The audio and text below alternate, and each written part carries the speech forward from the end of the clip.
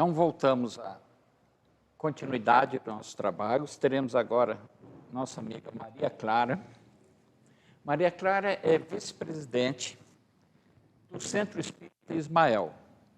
Ela vai nos brindar, nesse momento, com a palestra, cujo tema é A Paz vos dou. Maria Clara é economista de formação, em educação, professora universitária aposentada e terapeuta holística. Então, agora, deixo vocês com Maria Clara e um bom proveito a todos. Muito obrigada. Queridos irmãos, que a paz do Mestre Jesus esteja em nossos corações, hoje, agora e sempre. Em primeiro lugar, gostaria de deixar os meus agradecimentos. Primeiro, ao presidente da casa, o nosso querido amigo Adão, e a nossa amiga Eliane Cáceres. Eles que fizeram o convite para a minha pessoa, o que me deixou extremamente feliz. Adão, você não imagina a felicidade que você trouxe com esse convite. Gostaria de agradecer também profundamente o Alessandro. Sem ele, a gente não seria nada, né? Nós somos migrantes digitais, né? Então, precisamos dessa assessoria. O tema deste encontro é de suma relevância nos dias atuais. Falar sobre a paz, viver a paz, é alguma coisa urgente no mundo. No mundo. Então, nós nos propomos a comentar, a interpretar esta palavra de João, que está no capítulo 14, versículo 28. Deixo-vos a paz, a minha paz vos dou. Nós vamos primeiro nos sintonizar como é que eu organizei o meu. Nós usamos duas metodologias. A primeira metodologia é a análise de conteúdo, é uma metodologia usada atualmente, com muita frequência, nas pesquisas qualitativas, principalmente na área de ciências sociais, que é a área que eu sempre atuei e que atuo até hoje, né? Mas também nós vamos nos ater a algumas recomendações da FEB, através do estudo aprofundado que é aquela parte do estudo sistematizado, mas que estuda a parte religiosa, o aspecto religioso da doutrina espírita. Então, nós vamos nos ater a essas recomendações. A análise de conteúdo é uma metodologia que foi organizada, sistematizada pela Bardin, Laurice Bardin. Ela é professora da Universidade de Paris. E ela mesma, num dos seus livros, em 2011,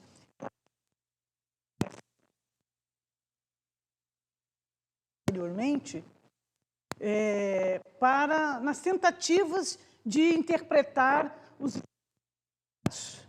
há muitos anos, né? E que, na modernidade, a partir da década de 20, essa metodologia ela foi se consolidando, né, cientificamente, né? Então, as ciências sociais utilizam muito dessa metodologia. E nessa metodologia, se busca a interpretação, evidentemente, do conteúdo, o próprio nome. Na análise de conteúdo, está dizendo que você vai analisar um conteúdo escrito, através de textos, né? Enfim. E que essa interpretação deve ir além da palavra, né?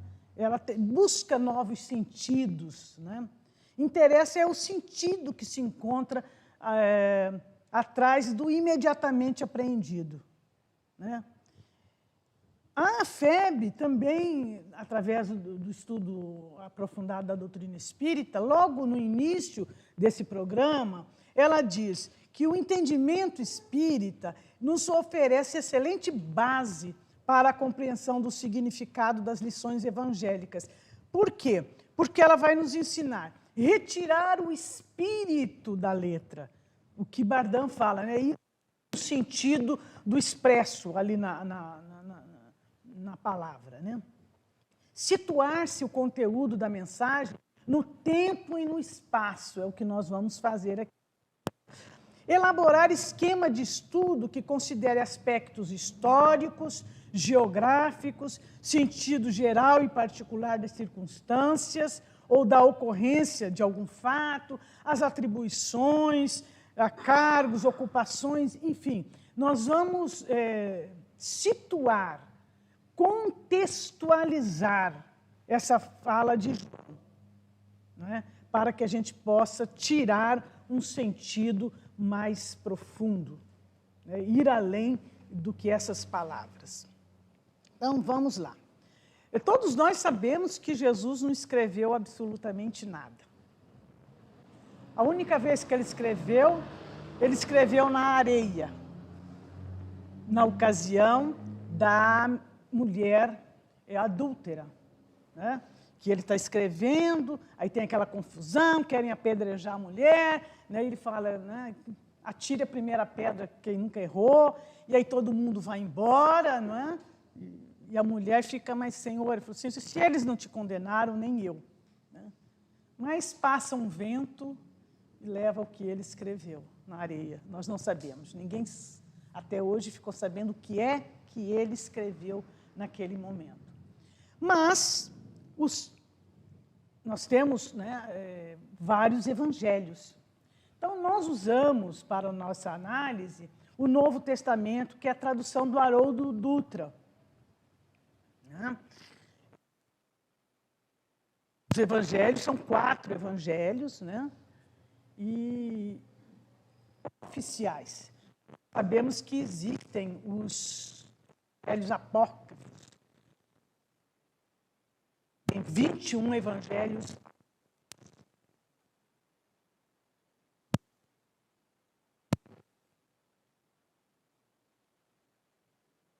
oficial, né? E a tradução. E também vamos buscar o Evangelho segundo o Espiritismo. Já vai ser a nossa base.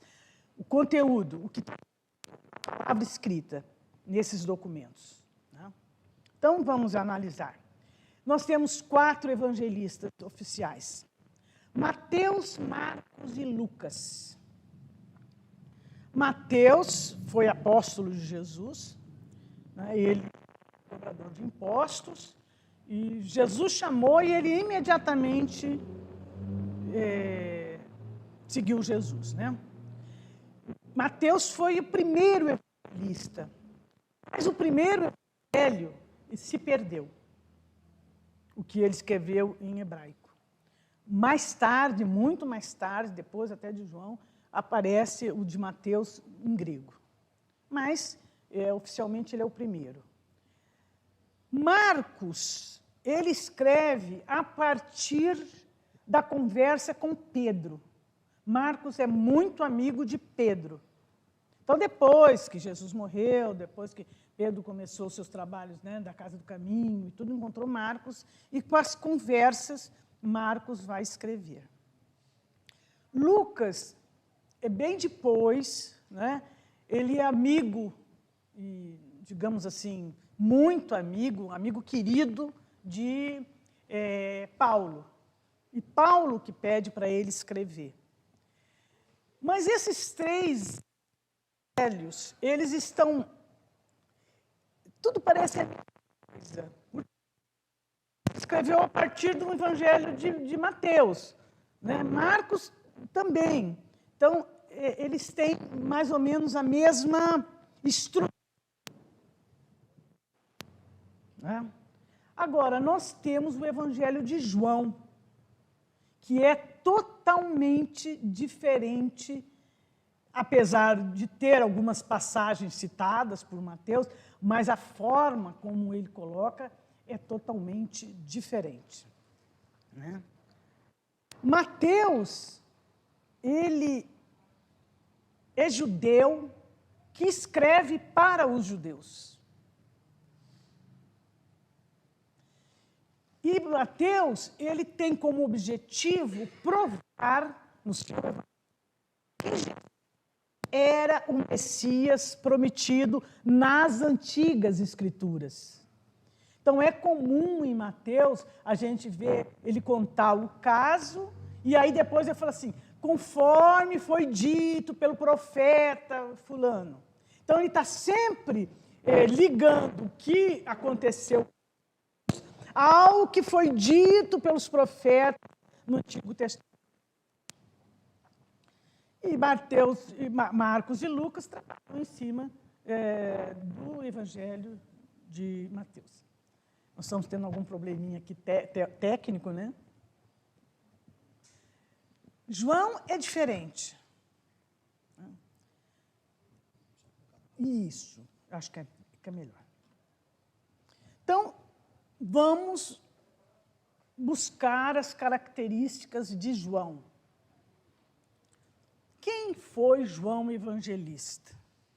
É muito comum os menos avisados confundir João Evangelista com João Batista. Nada a ver, né? João Evangelista, ele era da família de Zebedeu, filho de um pescador bem-sucedido, empresário. O pai dele tinha vários barcos, então era uma pessoa, digamos assim, de posses. Era muito jovem. E sendo jovem, muito dinâmico, muito entusiasta, muito idealista, como todos nós já fomos um dia. Né? João, junto com seu irmão Tiago, que era mais velho que ele, e Pedro, vão constituir tipo um comitê íntimo que vai estar presente sempre na vida de Jesus. É um comitê estratégico, que Jesus sempre vai estar buscando e pedindo, falando com eles, né? E daí, desse comitê, emergem as diretrizes para os outros, né? Ele foi por ele ser jovem, né? Ele seguiu a vida de Jesus e ele seguiu, né, os instantes de agonia de Jesus, firme ali, com Maria. Né? E, por conta disso, Jesus entrega Maria para que João cuidasse dela. João vai cuidar de Maria até o final, né? Há uma passagem lindíssima no livro do Humberto de Campos que relata o desencarne de Maria. É muito bonito. Ele, depois, né, da morte de Jesus, ele vai com Pedro a Samaria, mais tarde volta para Jerusalém, trabalha um pouco na Casa do Caminho, é preso com Pedro e depois é solto, e ele se instala assim em Éfaso, e busca Maria para morar com ele. E ali, Maria também, com João, tem um trabalho belíssimo. A gente sempre lembra da Casa do Caminho de Pedro, mas Maria com João tiveram um trabalho lindíssimo de acolhimento aos mais necessitados. Foi o único apóstolo a desencarnar de forma natural, muito em idade avançada, presume-se aí de 94 a 100 anos. Ele morreu. E, segundo Humberto de Campos, irmão X, no século XII, João retorna ao cenário do mundo na figura de São Francisco de Assis. Não à toa, né, que o seminário homenageia Francisco de Assis. Na codificação espírita, no livro dos Espíritos, João assina em primeiro lugar os prolegômenos do livro dos Espíritos. Segundo a doutrina espírita, João participa ativamente da codificação da doutrina espírita. Então, nós vamos observar que João era o apóstolo muito amado de Jesus. Jesus tinha um carinho enorme por João, talvez por ver em João, né, a possibilidade, né, de um jovem continuar, né, a sua trajetória. Eu falei que Mateus fala, no Evangelho de Mateus, Mateus é judeu que fala para os judeus. João, o seu evangelho vai ser para os cristãos. Não necessariamente judeus. Porque existem judeus cristãos e judeus não cristãos. E existem cristãos que não são judeus. E nisso Paulo, né, tem um trabalho excepcional no sentido de divulgar a doutrina para os gentios. Segundo Amélia Rodrigues, psicografia de Divaldo Pereira Franco, o evangelho de João é um evangelho espiritual. Se nós formos ver bem em termos de conteúdo, ele é um evangelho poético. Poético. O Evangelho de João, ele está organizado em 4 partes, se assim eu posso dizer, né?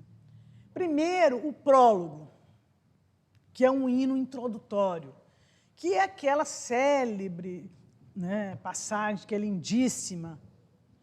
Primeiro era a palavra.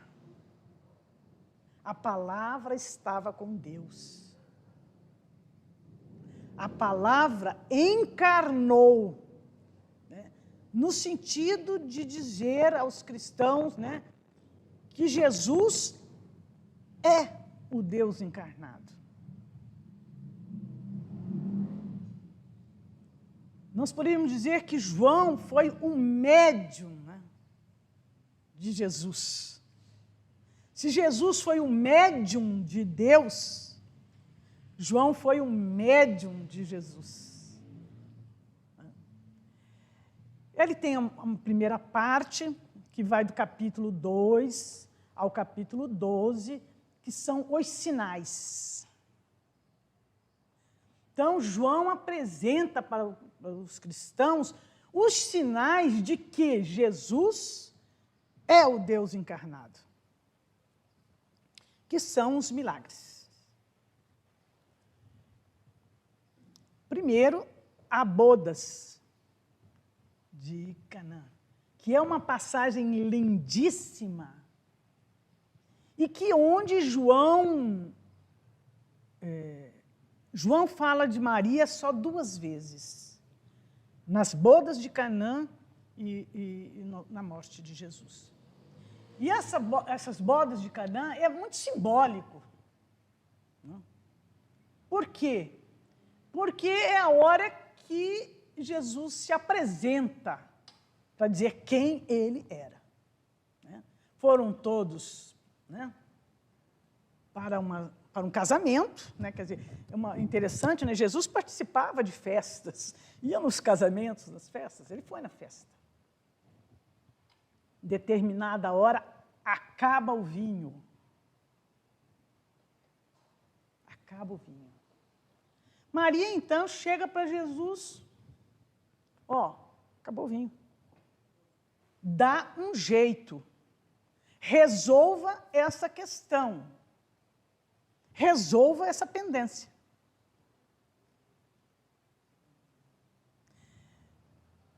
Há algumas teorias de que Maria não sabia muito bem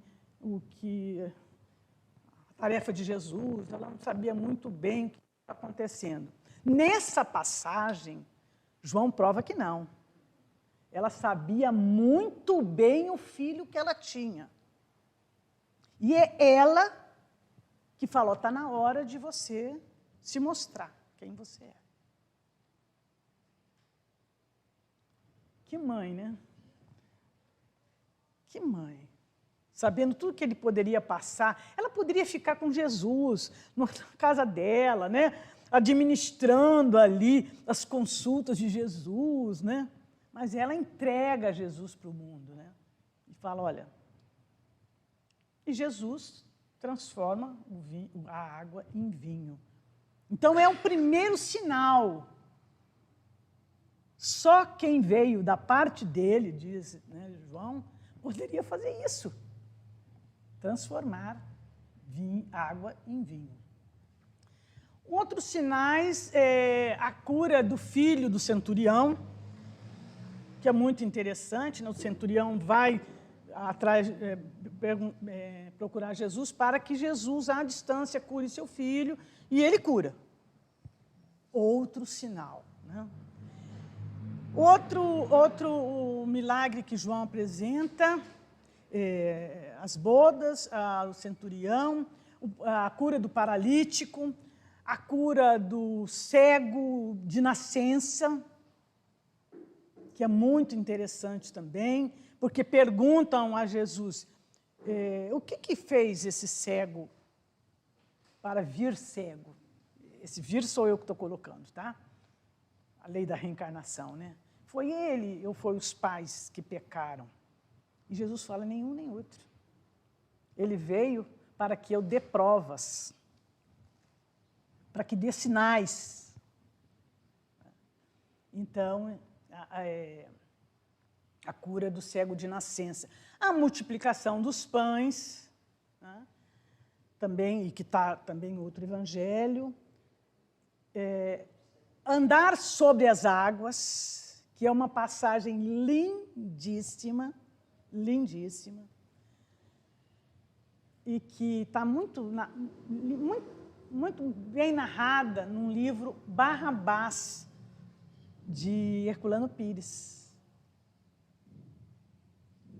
Herculano Pires conta que Jesus teve aquela passagem, né, das águas, e, né, que não tinha peixe, joga a rede, e ele anda sobre as águas, e conta que Barrabás estaria num canto espiando, e viu. E depois que tudo acabou, Barrabás procura Jesus e pergunta, mas como que você fez isso, andar sobre as águas? E Jesus falou, andar sobre as águas é fácil, andar com os homens que é difícil. Então, também João passa, nós falamos quantas bodas, centurião, paralítico curado, cego também de nascença, multiplicação dos pães, andar sobre as águas e a ressurreição de Jesus. Então, essa primeira parte, João destina para provar que Jesus é Deus. Nós vamos ter a segunda parte, que ele chama o livro da hora, ou o livro da glória de Jesus, que são todos os fatos que compõem o desencarne de Jesus. E o epílogo é uma parte final. Nessa segunda parte é que está nosso capítulo 14. No capítulo 13, que começa então essa segunda parte, João começa a dizer que Jesus reuniu os discípulos, né, os apóstolos, e que ele lava os pés dos apóstolos, prepara para a ceia, não é isso? Isso no capítulo 13.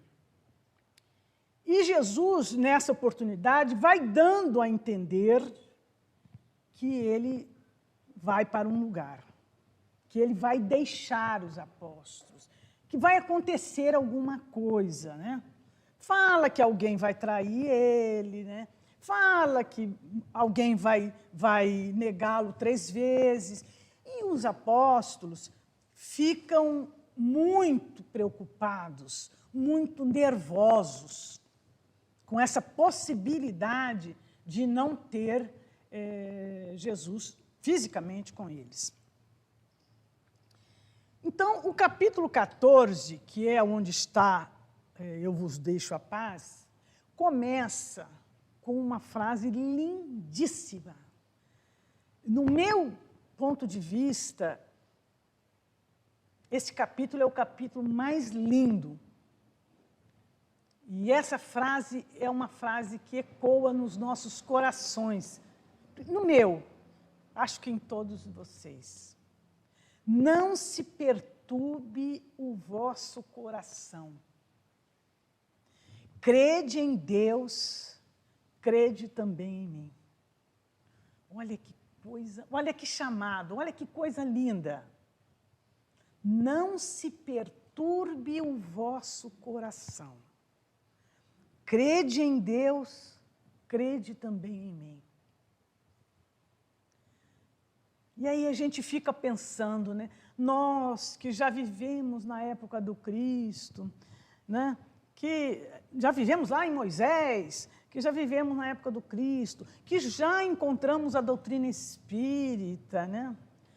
Nós acreditamos em amigos, acreditamos em inimigos, acreditamos, né, em música, acreditamos em novela, acreditamos na imprensa, acreditamos em tanta coisa.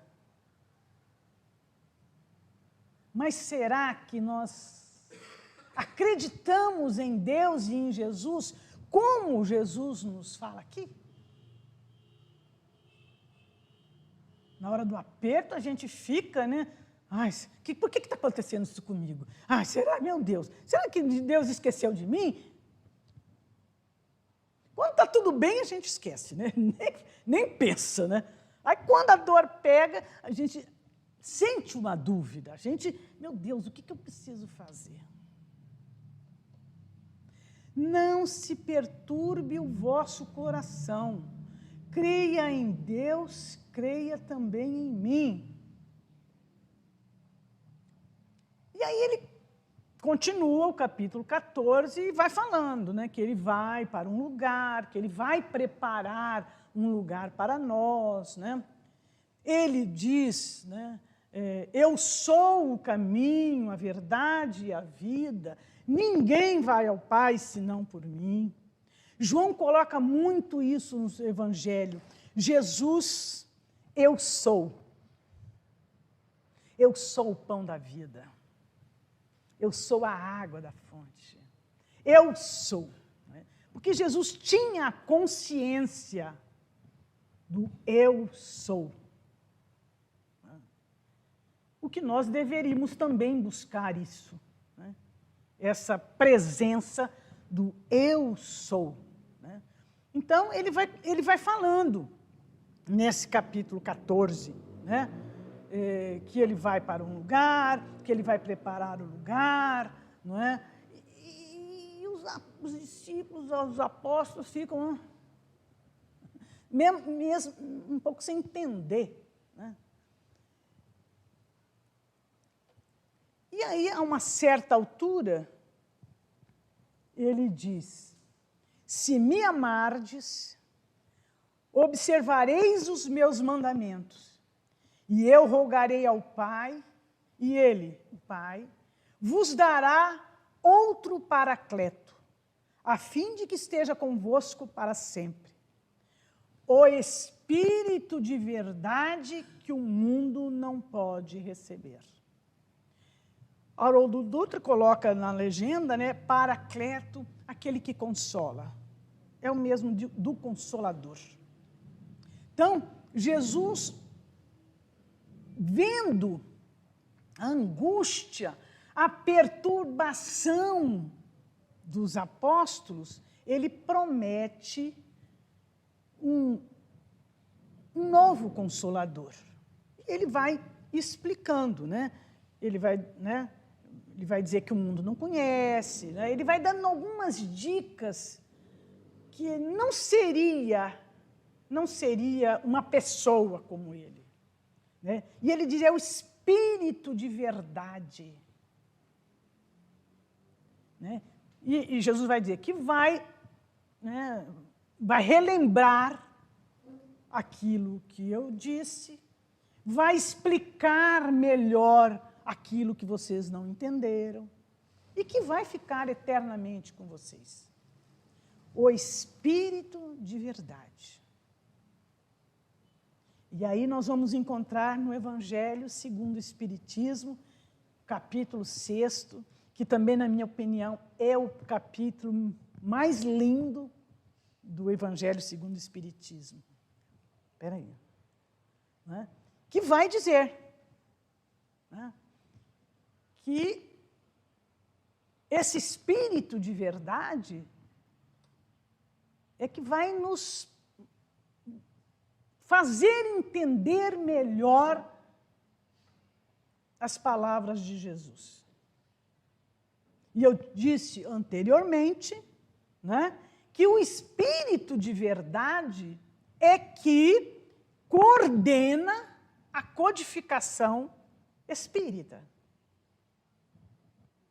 João está lá assinando com uma equipe né? E no Evangelho segundo o Espiritismo,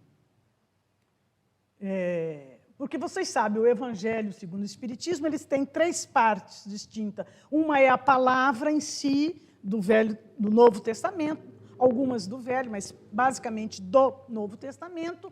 Uma parte que Kardec se coloca, analisa, e outra parte são as mensagens que Allan Kardec recebeu, né, com vários médiuns, né, que chegaram às mãos de Allan Kardec, e ele vai selecionando essas mensagens em função dos temas descritos, né? E ele coloca, né, parece que 2 ou 3 mensagens do Espírito de verdade. Que quando você lê, né, com olhos de ver e ouvidos de ouvir, você sente a presença de Jesus. Sente a presença de Jesus. E depois dessa passagem, que Jesus tenta acalmar os discípulos, né, sobre a sua ida, mas que ele iria para um lugar e que ele iria, né, estar sempre com eles, que ele mandaria um espírito de verdade para ficar eternamente com ele. Ele dá, no versículo 27, 28, ele diz, deixo-vos a paz, a minha paz vos dou. Não vos dou como o mundo a dá. E repete, não se perturbe o vosso coração, nem se atemorize. Jesus foi enfático. Primeiro, quando ele diz do Consolador, ele coloca uma condição. Se me amares, amor. Não se perturbe o vosso coração. Crede em Deus, crede também em mim. Não se perturbe, nem se atemorize. Então, Jesus está dando essa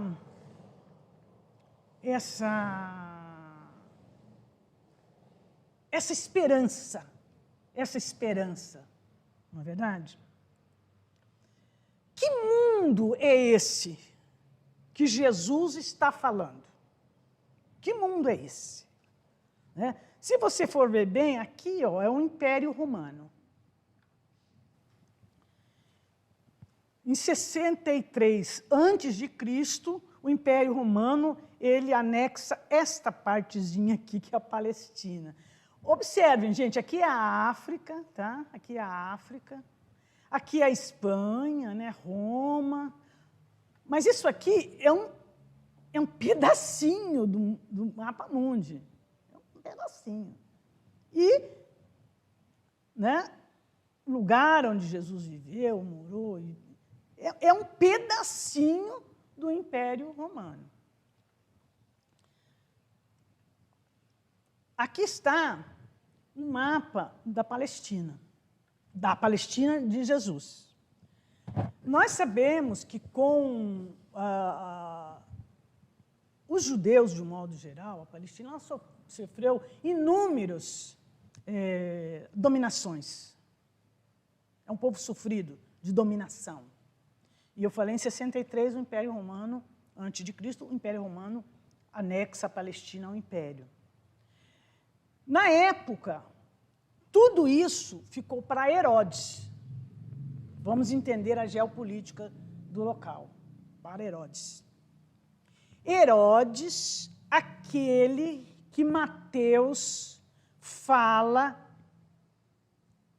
quando Jesus nasceu, né? O Herodes tinha pedido um recenseamento, um censo, né? E Maria com José tinham que ir para Jerusalém para se registrarem lá, né? Não tinha local, eles tiveram que ir para Belém, não tinha, né? Essa história, né? E Jesus nasce em Belém. Aqui ó, é Jerusalém, ó, tá? E aqui pertinho é Belém. Herodes fica sabendo do nascimento de Jesus através de quem? Dos reis magos, que estão procurando o menino para deixar as suas oferendas. Não sabia, mas vamos perguntar para o rei. Ele é judeu, ele deve saber. Herodes, opa, não sei. Agora, se vocês souberem, vocês deem as suas oferendas e volte aqui para me avisar aonde está o menino. Para quê? Lógico, para matar o menino, né? Os reis magos são avisados pelos anjos a não voltarem. E Herodes fica desesperado sem saber aonde que nasceu o Filho de Deus, aonde que nasceu o Messias prometido nas Escrituras, porque era como fala, estava atentando contra a ordem de Herodes. O que Herodes faz? Manda matar todas as crianças até 2 anos. Para vocês terem uma ideia da crueldade do Herodes.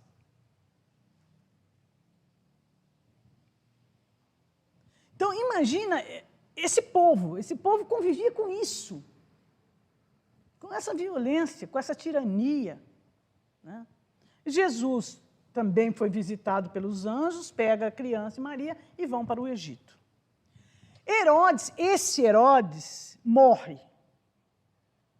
E ele vai dividir toda a Palestina em 3 partes e vai dar para os seus filhos. Aqui em azul, que é Samaria, Judéia, né? Idumeia, em azul vai ficar para o seu filho Herodes Antipas.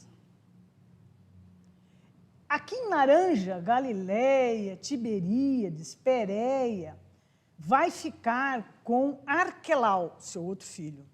E essa parte em verde, que quase não se fala de Jesus nessa parte, para Filipe. Só que esse Arquelau, aqui, ele não aguentou o tranco. Alguma notícia que ele ficou meio louco, não sei, mas ele renunciou. E Roma manda um representante para essa parte aqui. Então, veja, Jesus, ele caminhou, né, entre Herodes Antipas, a Galileia, né, Pérea, mas também com um representante do Império Romano. Então, esse território, esse povo, é um espaço e um povo marcado pela dominação, marcado pela violência. Lógico que esse mundo não poderia dar a paz. Não era essa paz que Jesus estava falando, não é verdade? Agora, vamos observar, hoje esse mapa representa todos os países que estão em guerra em 2023. Olha só, gente, é muita coisa. É muita coisa. Ou seja, o mundo material, geográfico, né, marcado por ódio, por violência, não mudou muito de Jesus para cá. Pelo contrário. Então, não há de se esperar que Jesus vai dar a sua paz através do mundo material, do mundo físico. Então, voltamos às palavras de Jesus com relação à paz, falada por João. A perturbação é o oposto da paz. E Jesus fala, não se perturbe o vosso coração. Ele fala várias vezes. Mas nós estamos quase sempre perturbados. E pior, eu falo dos espíritas porque é o que eu conheço, meu mundo aqui. Nós espíritas comumente somos perturbados por um obsessor. Nós não temos nada a ver com isso. Não é assim. Nós sabemos que não é assim. Existem, sim, processos obsessivos, mas por quê? Porque nós estamos em sintonia com essa energia, estamos em sintonia com essa situação. Eu lembro, gosto muito de citar isso, Dona Ivone A. Pereira, em Recordações da Mediunidade, ela conta, né? Que ela ficou 22 anos com um espírito querendo destruí-la. Ela não parou um dia de ir no centro, não parou um dia de dar o receituário, ela dava receitas por homeopatia, não parou um dia de escrever. Até que um dia o espírito falou, você me convenceu que você mudou.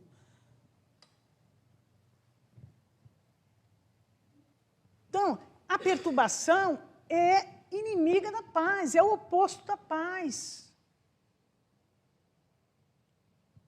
E hoje em dia, me parece que tudo é motivo para a gente se perturbar.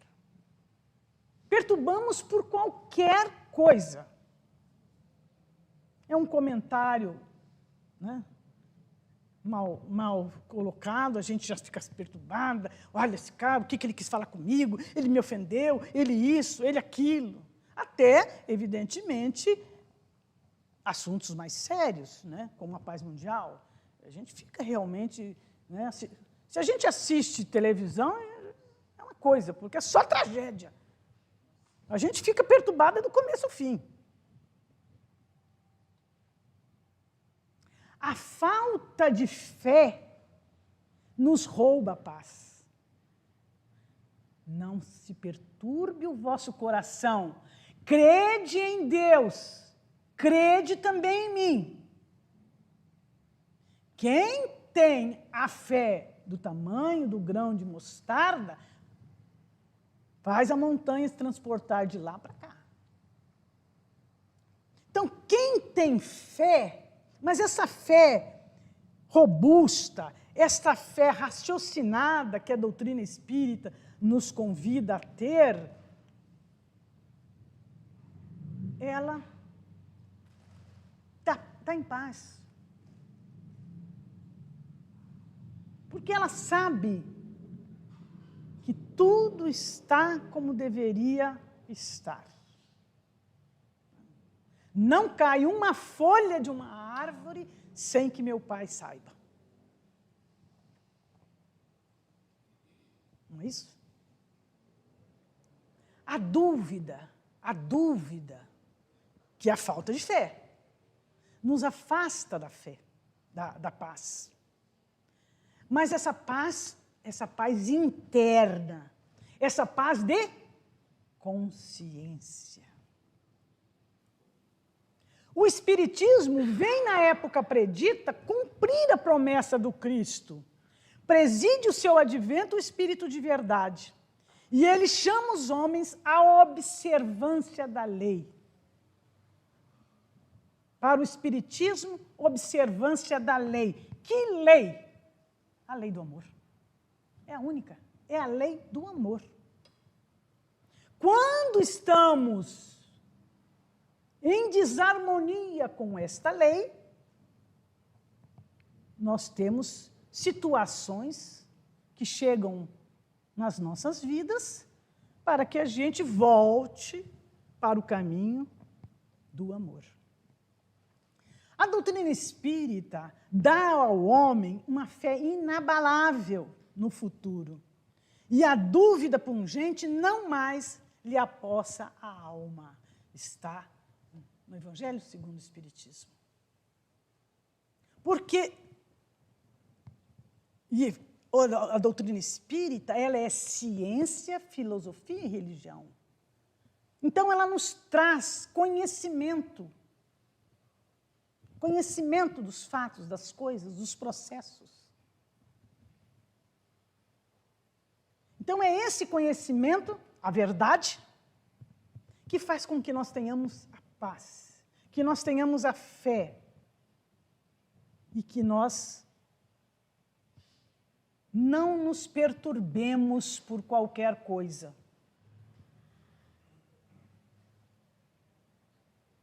É essa verdade, é essa paz que João diz que Jesus falou e que Jesus nos convida.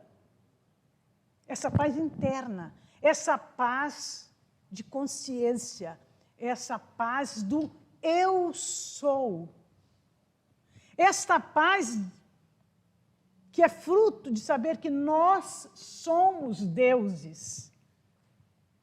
Jesus disse isso. No próprio capítulo 14 de João, ele fala: tudo que eu faço, vocês podem fazer e muito mais. Mas, muitas vezes, nós estamos longe da nossa essência.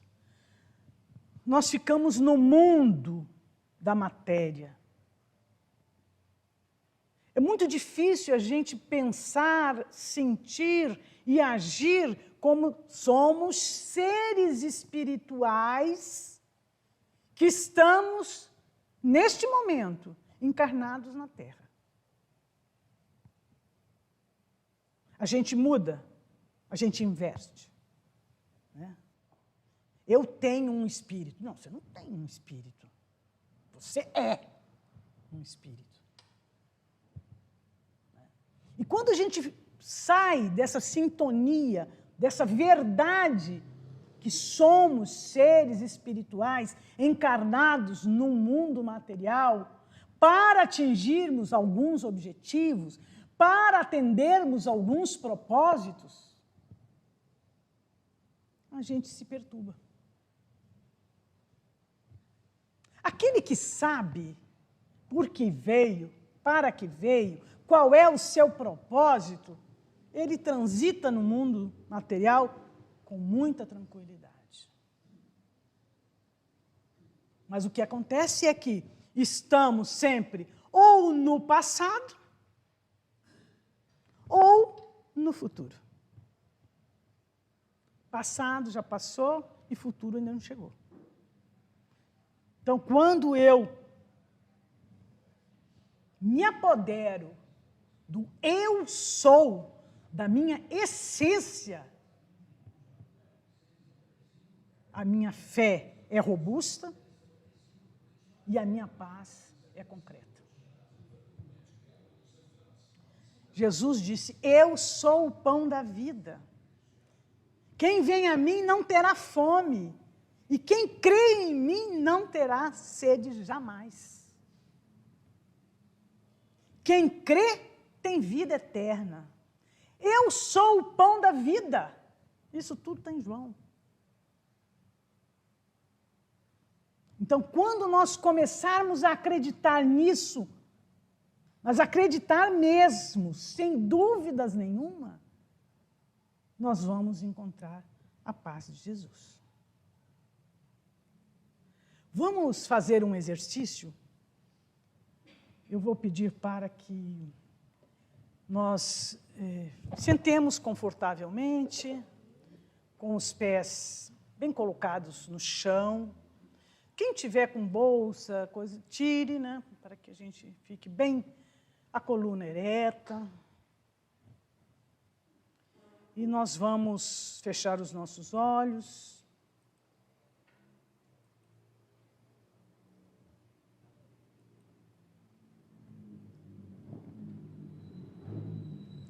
Vamos buscar nos encontrar, tá? Vamos sentir o nosso pé no chão, nosso corpo. Vamos sentir os nossos pés bem cravados no chão, a nossa coluna ereta. Estamos sentados aqui, agora. Vamos tentar perceber algum som externo, lá de fora, algum carro que passa, alguém que comenta alguma coisa. Vamos observar a música. E agora nós vamos sair do exterior para o interior, para o nosso eu. Vamos respirar profundamente. Vamos inspirar pelo nariz e vamos soltar pela boca.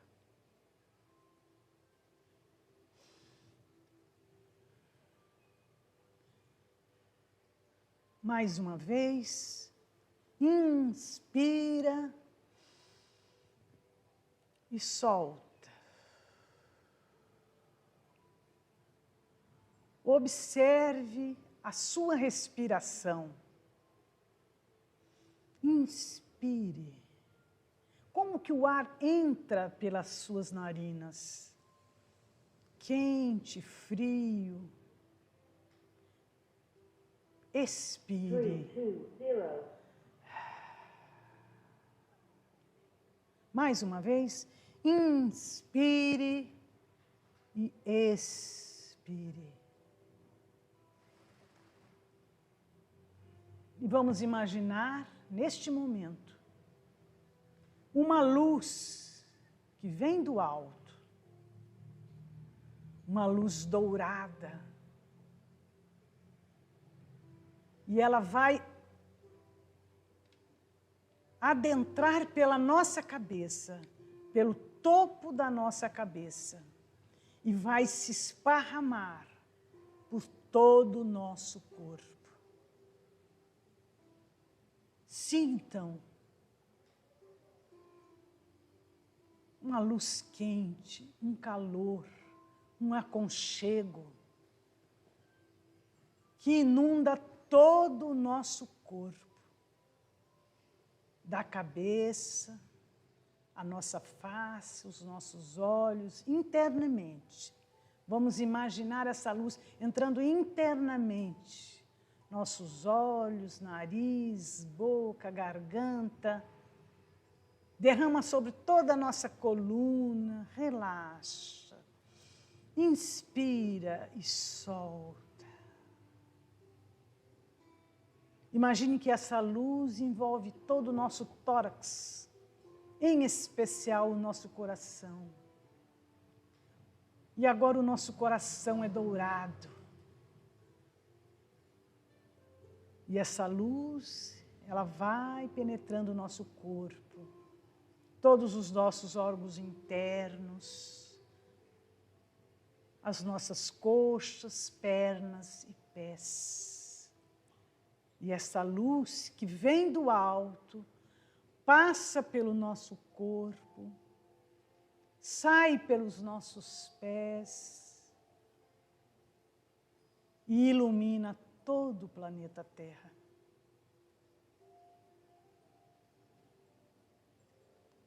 Inspira e expira. Inspira e expira. Repita mentalmente comigo. Eu sou luz. Eu sou amor. Eu sou paz.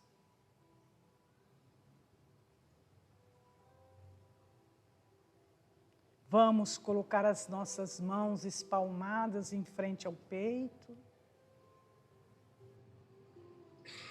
E vamos dizer também mentalmente que todos tenham paz, que todos sejam felizes, que todos tenham saúde, que todos sejam muito felizes. Gratidão, gratidão, gratidão. Lentamente, vamos abrindo os olhos, trazendo no nosso espírito, na nossa consciência, na nossa alma, esse encontro com Jesus. Porque essa luz só pode ser Jesus. Gratidão a todos.